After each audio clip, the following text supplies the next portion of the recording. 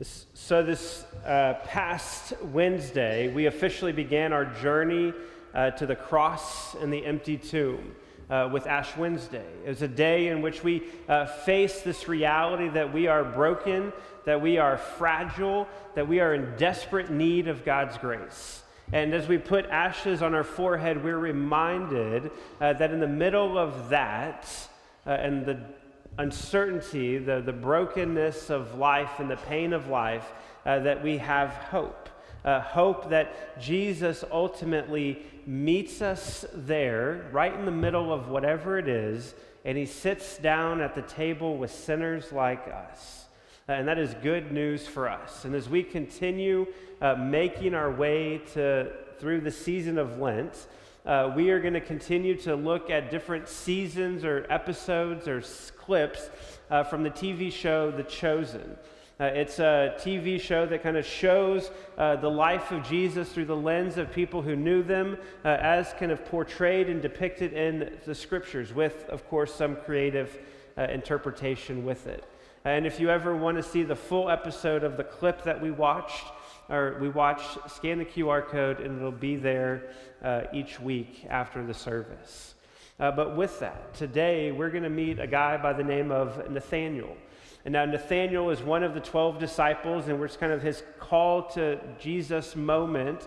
But we don't really know much about Nathanael other than he's probably also Bartholomew in the scriptures. He doesn't play a big role, and so the creators of The Chosen have kind of taken that creative license to give him a backstory. And the backstory that they've given him is one of an architect in which he had these hopes and these dreams to build a place of worship for God. And we find him here in John chapter 1 kind of with those hopes and dreams collapsed. He is no longer building the temple, and so now he's kind of questioning his life and what that means.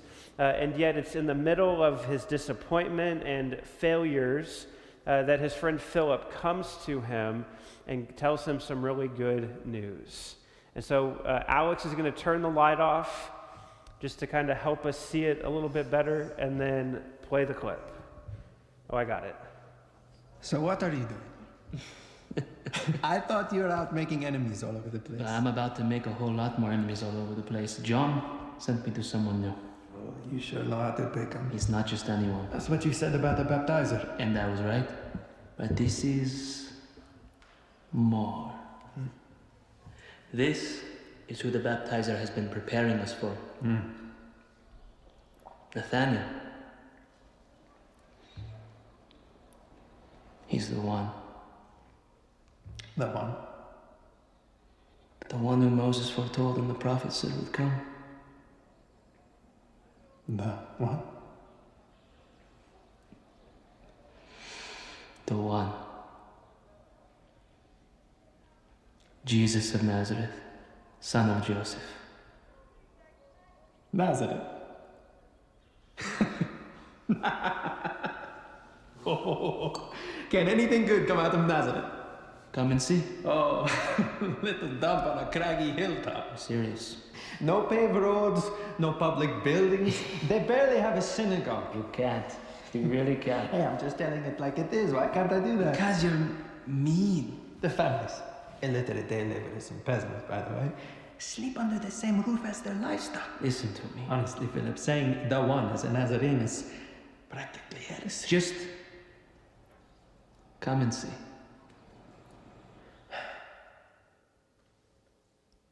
So right off the bat, you see the skeptic come out of Nathanael. His friend Philip brings him this really good news in which he says that we have found the one that Moses wrote about in the law and about whom the prophets also wrote, Jesus of Nazareth, the son of Joseph.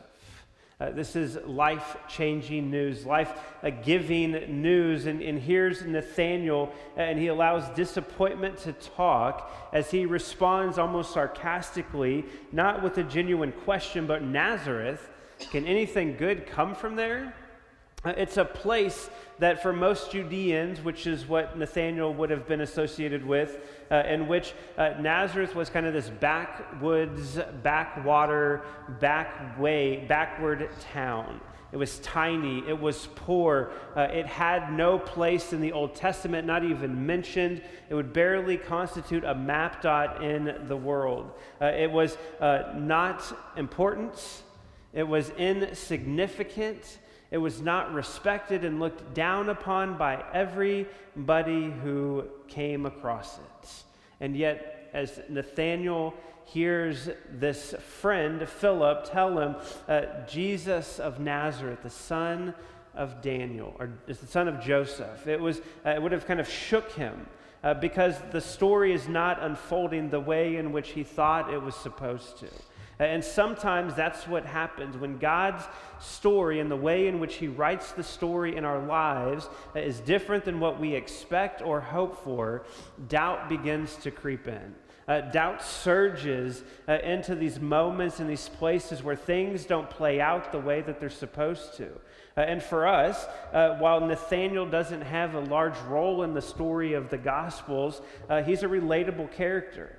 Because we can even, like Nathanael, whisper and say into these moments of life that are confusing, that don't go as planned, that fall apart, that disappoint us or leave us frustrated, can anything good come from this? From the diagnosis, from the health crisis, from the financial lack, from the strained relationship, from the wayward child, from the depression that nobody sees but I'm experiencing in full scale, from this job that appears to be pointless. Can anything good come from this? We doubt God's power. We doubt God's plan because it doesn't go the way that we think it should. And really, these moments creep in whenever we can't control what God is trying to do. And even though God's blueprint rarely looks like ours, it doesn't mean that he's not working. And so when our expectations aren't met, it's important for us to stand on something other than our expectations. And the Apostle Paul in Ephesians chapter 1, verse 11 shows us this, reminds us this, that in him we were also chosen, having been predestined according to the plan of him who works out everything in conformity with the purpose of his will. It's this reminder that everything, all things, the things that leave us feeling frustrated or angry are ultimately being worked out according to not our will, but his. And so for us, in these moments of doubt, in these moments of uncertainty or frustration, what do? Well, we see in the story from John chapter 1 that Philip, Nathanael's friend, comes to him and he sits with him and he doesn't try to argue him. He doesn't try to scold him for not having enough faith or tell him, hey, go get all the answers and then I'll tell you what to do. No, he gives him 3 simple words. Come and see. Come with your questions, with your frustrations, with your doubts, with your hurt, with your pain, and see, experience Jesus firsthand. Experience the life that Jesus has and the life that Jesus gives firsthand. Allow him to speak into those places in your life. See, for us, when doubt rises, we move closer, not farther. Because in those moments of doubt, we have 2 choices. We can either move further away from God and explore why and try to get to the bottom of this never-ending question and eventually kind of grow cold or distant, or we can run closer to him and give him this opportunity to speak into and shape our lives and our situations. Here's a way to think about it. Thunderstorms. I grew up in Houston, and in Houston, you can have some pretty violent and wild thunderstorms, like shake the whole house, the windows, you think they're going to fall out.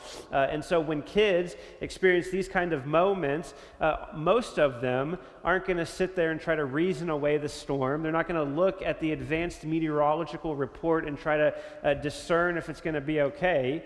No, they move. They move down the hallway into their parents' bed, and they snuggle up with mom and dad, and even though the storm outside is still raging and the windows are still shaking, they have peace, and oftentimes they go back to sleep because they know that the one that they've just run to is going to protect them, is going to give them strength and peace in the middle of the storm.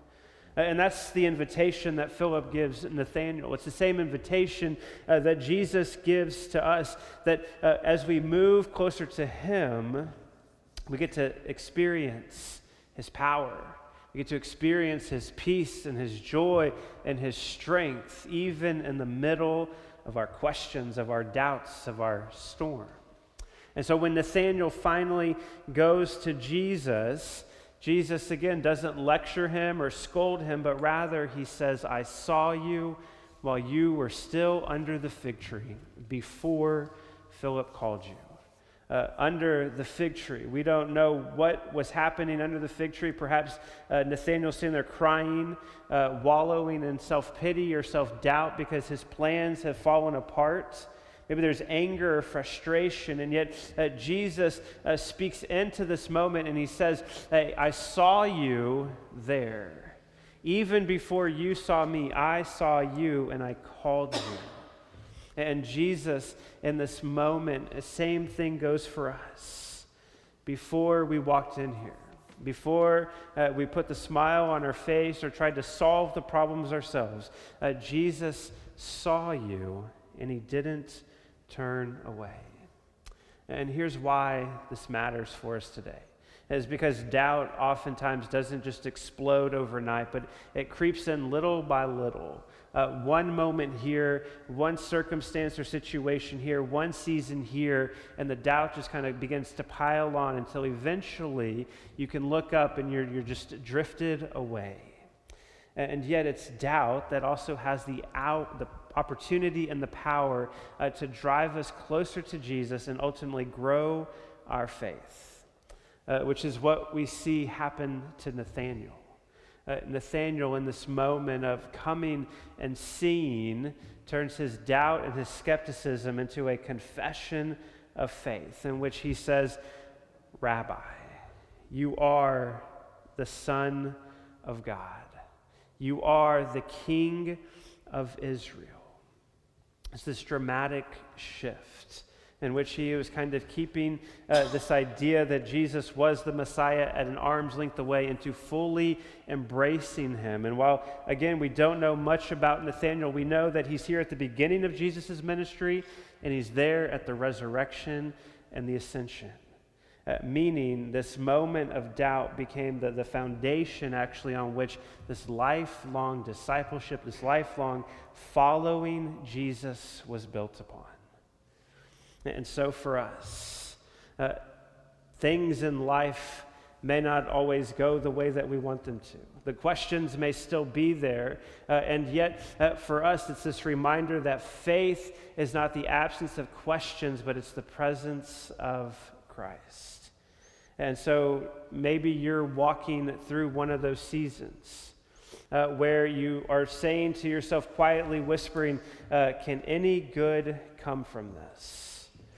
And maybe you doubt that, or you question the possibility because you've seen nothing change in your circumstance. And yet the hope, the reminder for us this morning is that the external circumstances don't need to change, but the same truth is this, that Jesus has seen you.